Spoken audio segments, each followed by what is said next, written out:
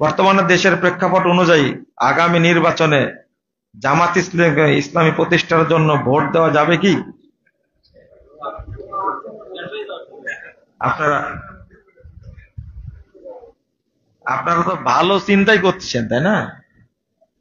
মানে সারা রাত ইউসুফ জুলেখার গল্প শুনে সকালবেলা বলছে যে জুলেখা নারী না পুরুষ। হ্যাঁ, কি বললাম? হ্যাঁ, ভোট দেব যদি ঘোষণা করা হয় যে বাংলাদেশকে আমরা গণতন্ত্র মুক্ত করব। কথা বুঝেছেন? এই মাজার পূজা কবর পূজা মুক্ত করব। এই দেশে কোনো সংবিধান থাকবে না, কোরআন এবং সুন্নাহ হবে সংবিধান। ভোট দেব, জীবনে দেইনি কিন্তু দিব। কথা বোঝা গেছে? দাঁড়ায় বলুক তো দেখে পারে কিনা। তাহলে কিন্তু কুমোর শক্ত করে নিয়ে নামতে হবে। কথা বুঝেননি? এই দুইটা মিক্সচার করে যে রাজনীতি হবে এটা হলো কুফুরি রাজনীতি। কি রাজনীতি? এই বাংলাদেশের কোন দল এটা বলতে পারবে? হ্যাঁ, আল্লামা আব্দুল্লাহ আল কাফি আল কুরাইশি রাহিমাহুল্লাহ তিনি 1957 সালে যে গঠনতন্ত্র লিখছেন জমিয়তে আহলে হাদিসের, সেই গঠনতন্ত্রের মধ্যে একটা শর্ত উল্লেখ করে গেছেন। কথা বুঝতে পারছেন? হ্যাঁ, ঘোষণা দেন। কে ঘোষণা দিবে? বিএনপি যদি এই ঘোষণা দেয় আমি তাকে ভোট দেব। আওয়ামী লীগও যদি ঘোষণা দেয় তাহলে তাকে ভোট দেব। প্রথম শর্ত হলো এই বাংলাদেশে কোনো মতবাদ চলবে না। ঠিক আছে? 2, কোনো সংবিধান থাকবে না, কোরআন এবং সহিহ হাদিস হবে সংবিধান। বুঝেন না কথা? একমত? জি আঙ্কেল। হ্যাঁ, অবশ্যই। এটা তো বললাম, লা ইলাহা ইল্লাল্লাহ। এই তাগুতের সাথে সম্পৃক্ত হওয়া যাবে না।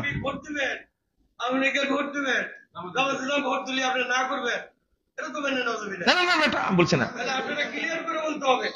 আচ্ছা আগে বলি, যদি জামাত ইসলাম বলে, কথা বুঝেননি? এটাই নিয়ে তো আলোচনা, নতুন করে বলা লাগে না তো, এটা তো আগে বলছি, এটা আলোচনা। যদি বলে বাংলাদেশে কোনো সংবিধান থাকবে না, সংবিধান হবে কোরআন এবং সহিহ হাদিস, 2 নম্বর, 100-100। 2 নম্বর, এদেশে কোনো মতবাদ থাকবে না, মাজার পূজা কবর পূজা থাকবে না। এই শর্তগুলো উপস্থাপনা আমি আগে ভোট দেবো জামাত ইসলামকে। আলহামদুলিল্লাহ, শায়েখ মুজাফফর বিন ইউসুফ যে কথাগুলো বলছেন খুব সুন্দর কথা বললেন, খুব ভালো লাগলো। এতদিন মনে করেছিলাম এই আলেমগুলো বিরোধিতা করছে, আলেমদের বিরুদ্ধে করছে, কিন্তু ইনি যে কথাগুলো বললেন এই কথাটা অবশ্যই যারা ইসলামী দল করে এবং ইসলামী পন্থী তাদেরকে অবশ্যই প্রয়োজন। তিনি বলছেন যে জামাত ইসলামকে ভোট দেব যদি তারা 3টি শর্ত মানে, 3টি কথা যদি তারা বলতে পারে তারা অবশ্যই তাদেরকে ভোট দেব। কি? প্রথম নাম্বার হচ্ছে গণতন্ত্র থাকবে না। যদি জামাত ইসলাম যদি সরকারে আসতে পারে তাহলে তারা গণতন্ত্র থাকবে না। গণতন্ত্র তো হারাম, এটা থাকবে না। আমি মনে করি জামাত ইসলামের আমির যদি আছে এই ঘোষণা অবশ্যই দেবেন, আমি মন প্রাণ থেকে আমি বলি। এবং কবর পূজা মাজার পূজা থাকবে না। এটাও তো সারা জীবন সাইদি সাহেব বলেছে কবর পূজা মাজার পূজা এবং গণতন্ত্র হারাম, এটা তো হচ্ছে বলা হচ্ছে, এটা হচ্ছে সবাই তো জানে। কিন্তু আহলে হাদিস ভাইয়ের তারা বলছেন যে 3টি জিনিস যদি আছে, তারা 3টি বক্তব্য যদি দিতে পারে তাহলে আমরা সকলে তাদেরকে ভোট দেব। গণতন্ত্র থাকবে না, কবর পূজা এবং মাজার পূজা থাকবে না, এবং এই দেশে কোনো সংবিধান থাকবে না। একমাত্র সংবিধান হবে কোরআন এবং সুন্নাহ। খুব সুন্দর 3টি কথা বলেছেন, আমার খুব ভালো লেগেছে। এবং যারা ইসলাম মানবে, রসুলের সৈনিক যারা, তারা এই 3টি অবশ্যই মেনে নেবে। এই জন্য আমি খুব সুন্দর কথা মুজাফফর বিন ইউসুফ,